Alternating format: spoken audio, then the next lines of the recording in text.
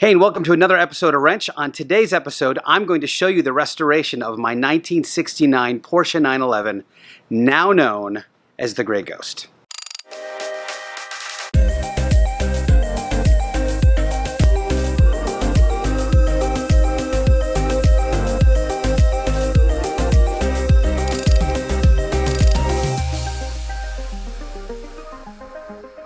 So, like most car restorations, this has a story.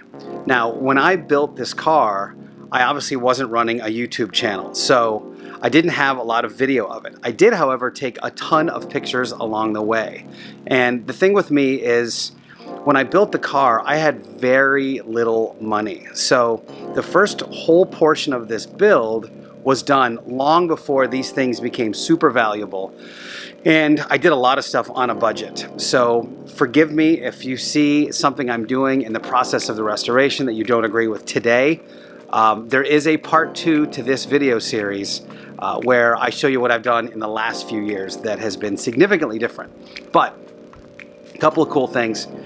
You won't believe the price I paid for this car, A. 2, you'll see how I almost lost my life in the middle of this car build. And 3, while I was building this car, my parents passed away. So you'll see how I honored them during the process of this build. I want to give you a bit of the backstory of this car. So in 2005, I got an email from a friend of mine that said, hey, I know you've had problems with your existing 911. I bought a 1972 911 that was terrible. It was a terrible car, rusty and dented and had been in an accident. I didn't know any of those things, neither here nor there. So my buddy says, hey, there's this red 911 rotting away in a field in Lafayette, Colorado. And I said, let me go check it out. I drove over there.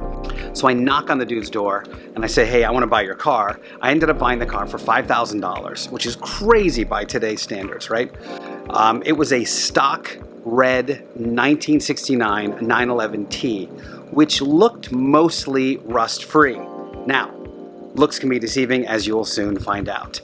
Nevertheless, I got the car back to my house and started the process of the restoration.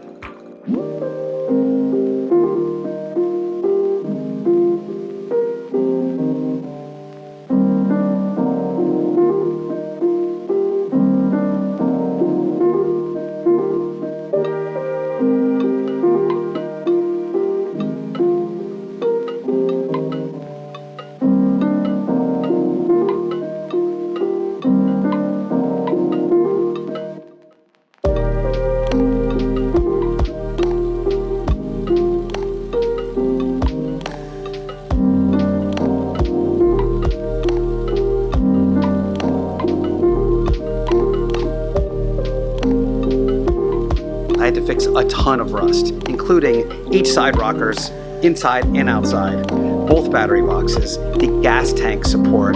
It was like a complete and utter mess.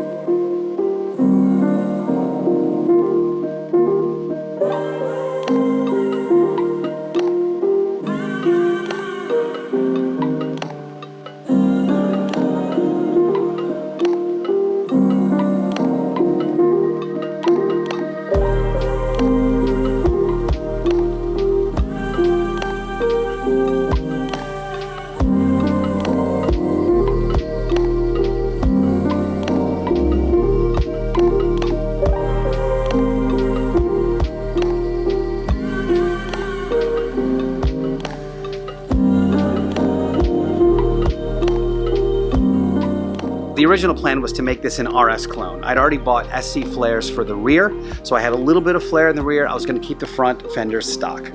So this car was always meant to be a rolling restoration. When I got the SC flares bolted on, I painted them red. I painted the bumpers and the ducktail red, just so I could see what the car looked like as an RS type clone. Here's what happened.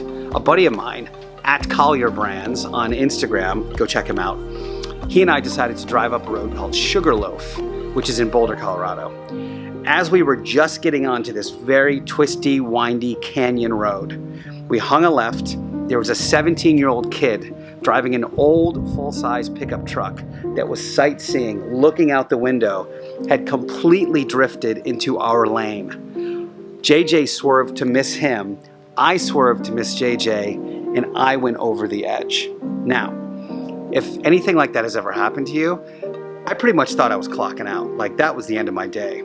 I ended up sliding down between huge boulders, and the car got caught in a tree. And if you can see this by the picture, I'm not sure if I'll be able to illustrate this because the picture is very low res. If I didn't get caught by the tree, there was a 70-foot drop right after the tree. So I was very thankful to be caught in a tree. I remember looking out of my driver's side window and seeing blue sky and going, I'm not supposed to be seeing blue sky at this angle. So what happened was it ended up destroying tons of the RS bodywork. It cracked the front fender, it cracked one of my wheels, it messed up, it dented one of the flares. So that's when I decided, you know what, I'm going big. I jumped on Pelican Parts, bought some huge 17 by 9 and 12 Fixie FM10s, and we're going RSR. Now, once I bolted these huge wheels to this chassis, I was like, whoa, because not a lot of people had done wide body yet in 2005. It was actually pretty rare. There was only Black Beauty, which is Jack Olson's car. Otherwise, there wasn't that many out there. And now, of course, they're very ubiquitous, but this was really cool to see how wide and fat these flares were. So I ordered the RSR flares up. I didn't own a welder. So I went to Harbor Freight, I bought a $200 welder and some gas, and I learned how to weld.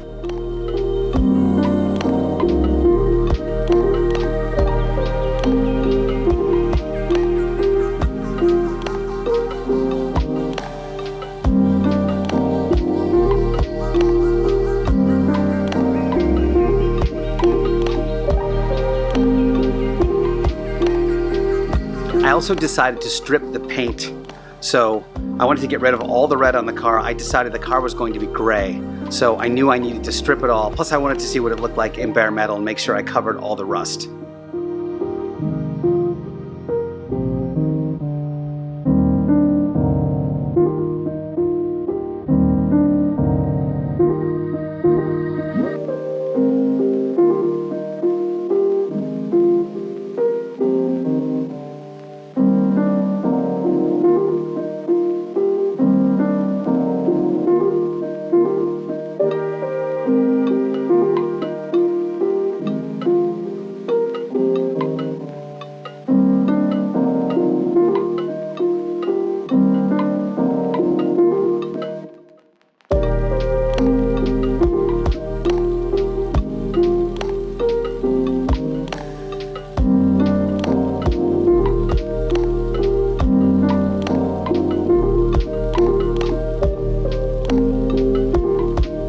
There's a really cool technique of welding flares. I may cover in another video, but basically it involves laying the flare on top of the other metal and then cutting them both at the same time so you have a perfectly flush butt weld. That's neither here nor there. It turned out great. My welds looked totally like pigeon poop, and the way I finished them wasn't much better, but they're still there. They're still on the car, as you can see.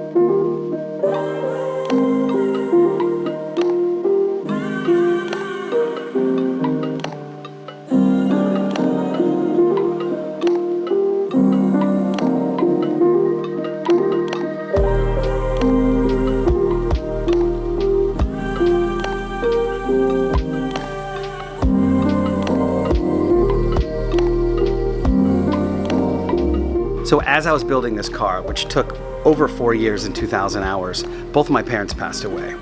And to honor them, I had the very first coat of primer, which is this really thick stuff called U-Pol. It's way thicker than regular primer.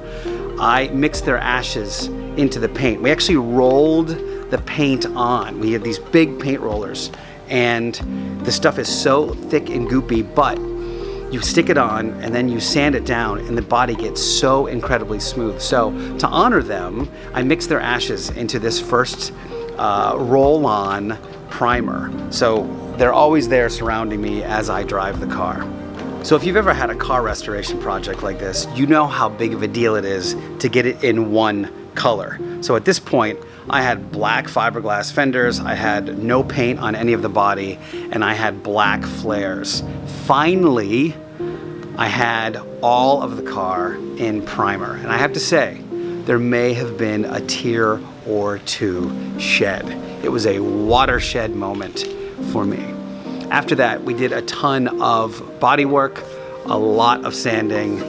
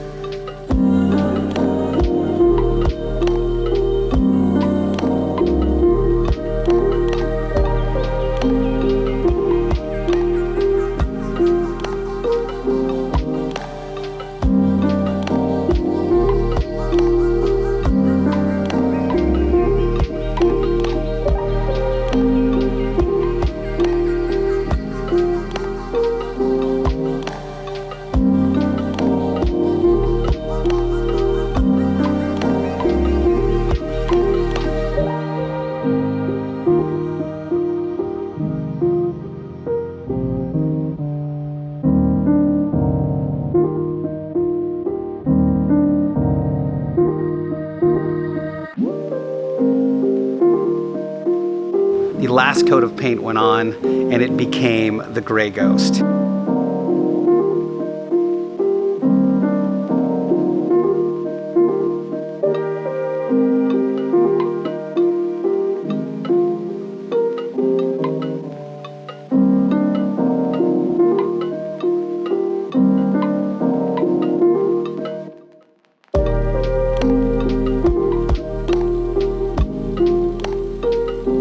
So that was the first half of this restoration.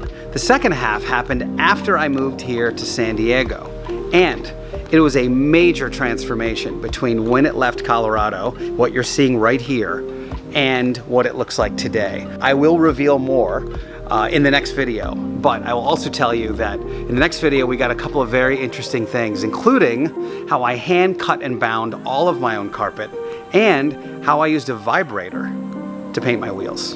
Until then, we'll see you next time. Thank you for subscribing. We'll see you soon.